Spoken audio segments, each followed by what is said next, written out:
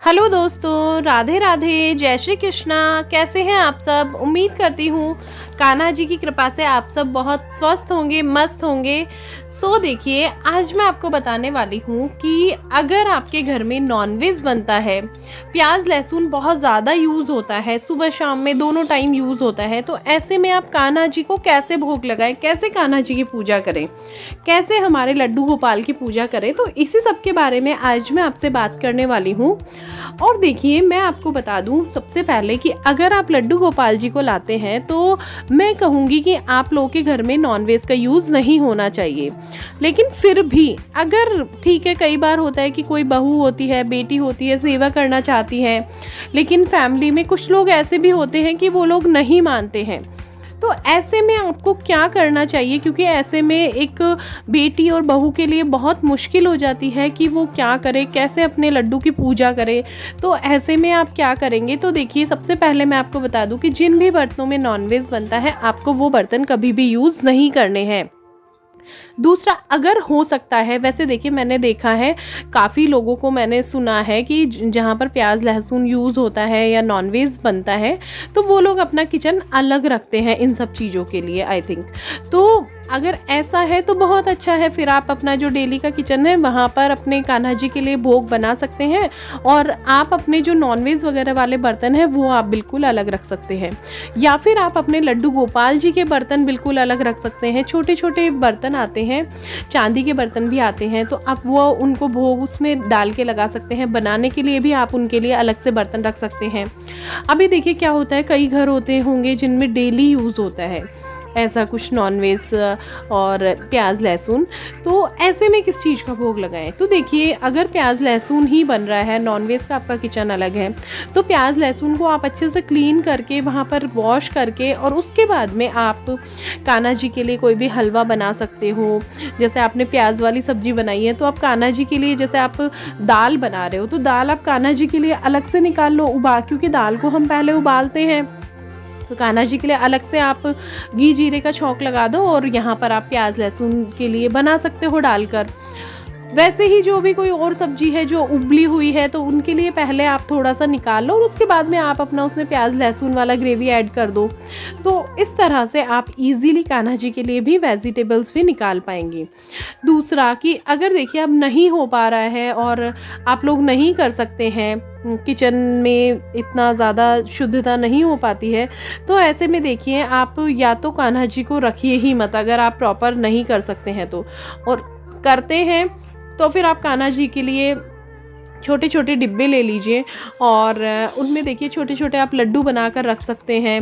Different types के आप लड्डू बना दीजिए। जैसे विंटर्स में हम बनाते हैं, आटे के लड्डू बनाते हैं, गोंद के लड्डू बनाते हैं, आप ड्राई फ्रूट्स के लड्डू बना सकते हैं, तिल के लड्डू बना सकते हैं, और भी बहुत सारे, जैसे फीनी आती है, आप मार्केट से फीनी ले सकते हैं, और कोई मीठा आप मार्केट से ले सकते हैं, आप घर में बना सकते हैं। अगर आप नहीं चाहते हैं बाजार की चीज़ें कान्हा जी को भोग लगाना तो आप घर में भी ये सब बना सकते हैं। अभी देखिए, ये क्वेश्चन आता है माइंड में कि एक ही एक चीज़ से कान्हा जी को कैसे पेट भरेगा, तो ऐसे में आप बीच बीच में कुछ ड्राई फ्रूट्स ले लीजिए। ड्राई फ्रूट्स में आप काजू, बादाम, किशमिश, मनक्का, अखरोट, ये सब कुछ, पिस्ता, ये सब कुछ आप ले सकते हैं। उसके अलावा देखिए कुछ स्नैक्स आपको मार्केट में भी मिल जाते हैं। बाकी आप मार्केट के अगर यूज़ नहीं करना चाहते हैं तो आप घर पर बना लीजिए। आप कान्हा जी के लिए जैसे दाल वाली नमकीन बना लीजिए, आप आलू की चिप्स बना के रख सकते हैं। आप और बहुत सी नमकीन चीज़ बनती है, नमकीन आइटम बहुत सारे बनते हैं, तो वो आप बना कर रख सकते हैं। तो उन सब का आप भोग लगा सकते हैं। उसके अलावा देखिए आपके पास और ऑप्शन है, आप फ्रूट्स ले सकते हैं। फ्रूट्स मार्केट से ले सकते हैं, केला ले लो, एप्पल ले लो, सीजनल फ्रूट्स आप ले सकते हैं, उन सब का भोग आप लगा सकते हैं।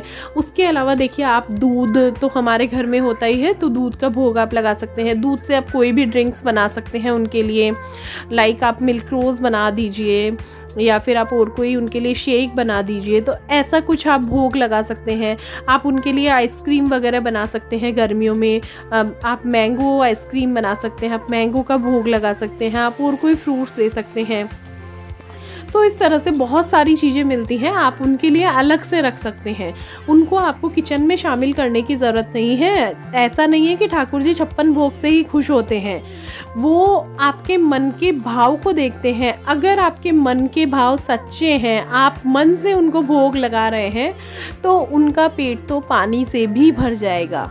क्योंकि आप देखिए, अभी आप अगर ये सोचते हैं कि इतने से ठाकुर जी का पेट नहीं भरेगा, तो आप ये सोचिए कि एक ही समय में कितना पूरी दुनिया ठाकुर जी को भोग लगा रही है, तो इतना फिर ठाकुर जी खा पाएंगे?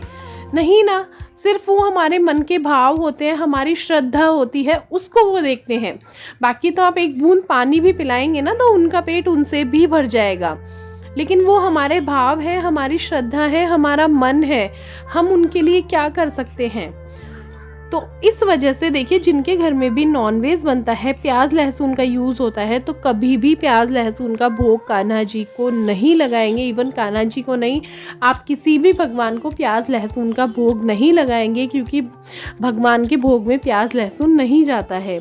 मैं देखिए आपको एक बार की बात बताती हूँ। मेरी फ्रेंड से मेरी बात हो रही थी, जो कि महाराष्ट्र की है, और हम लोग बात कर रहे थे, क्योंकि हम लोग के यहाँ पर प्याज लहसुन के भोग नहीं लगते हैं भगवान के, बट उन्होंने बताया कि उनके उधर प्याज लहसुन का भोग लगता है भगवान को। तो मुझे बहुत आश्चर्यजनक लगी ये बात, मुझे नहीं समझ में आई। आज तक भी मैं यही सोचती हूँ कि कैसे प्याज लहसुन का भोग लगता है भगवान के। तो इसलिए मैं रिक्वेस्ट करूँगी, आप जहाँ कहीं से भी हैं, प्याज और लहसुन और नॉनवेज तो बहुत दूर की बात हो गई ना, कि उसको तो बिल्कुल नहीं लगता है, लेकिन प्याज लहसुन का भी नहीं लगता है, सो प्याज लहसुन का भोग नहीं लगाएंगे। और नॉनवेज अगर बनता है, तो वो बर्तन तो आप किसी भी कीमत पर यूज़ नहीं करेंगे। और कान्हा जी को अगर आप रखते हैं, तो प्लीज़ ये सब उनके लिए आप लोग छोड़ दीजिए, और नहीं छोड़ सकते हैं तो आप अपना किचन अलग कर लीजिए इन सब के लिए। और कान्हा जी की सेवा बड़े ही प्यार से, बड़े ही भाव से कीजिए, तो वो आपको इतना देंगे कि आप सोच भी नहीं सकते हैं। क्योंकि उनके कदम हमारे घर में पड़ते हैं, तो हमारी लाइफ ही चेंज हो जाती है। उन्होंने आपको चुना है, अब उन्होंने आपको चुन लिया है सेवा के लिए, तो अब आपका टाइम है उनको देने का, उनके लिए कुछ करने का। क्योंकि हम तो सिर्फ उनके लिए कुछ त्याग, या फिर हम जो उनकी सेवा पूजा हमसे बनती है वो हम कर सकते हैं, बाकी उससे ज़्यादा तो हम उनको कुछ भी नहीं दे सकते हैं। लेकिन अगर आपके भाव सच्चे हैं, तो वो आपको इतना कुछ दे देंगे कि आप सोच भी नहीं सकते हैं, आप सबकी सोच से परे है। सो गाइज़, ये आप विशेष रूप से ध्यान रखिए, पूरे तन मन धन से अपने भगवान की सेवा में लग जाइए। क्योंकि कलयुग में यही सत्य है, यही सच है कि भगवान की सेवा अगर हम कर रहे हैं, तो यही नाम हमारे साथ है, बाकी कुछ भी नहीं है। बाकी सब झूठी मोह माया है। और उम्मीद करती हूँ कि आपके लिए वीडियो काफ़ी हेल्पफुल रहेगा, और वीडियो अच्छा लगे तो वीडियो को लाइक करें, शेयर करें, एंड चैनल को सब्सक्राइब ज़रूर कर लें, क्योंकि इसी तरह की अपडेट्स आपको मेरे चैनल पर मिलती रहेगी। राधे राधे, जय श्री कृष्णा।